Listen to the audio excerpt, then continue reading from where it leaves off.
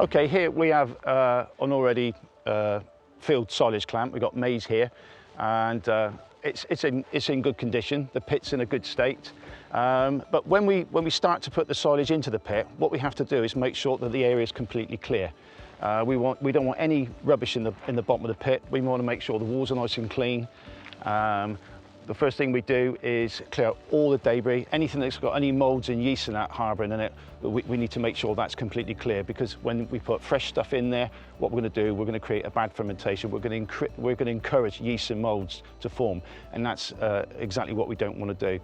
So what we do start with is putting side sheets on. So we put a sheet at the back of the clamp, so that there's plenty of overlap to come through. But the other important thing is good quality side sheets here, because although we've got a good concrete wall here, it's important to remember that concrete will allow oxygen in.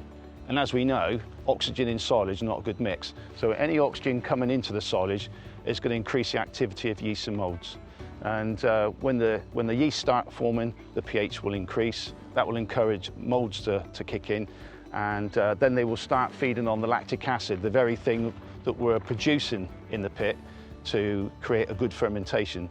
So if oxygen comes in, we're going to use up some of that lactic acid, and we're going to produce yeast and moulds, which is then going to cause bad quality silage, but eventually it will become inedible.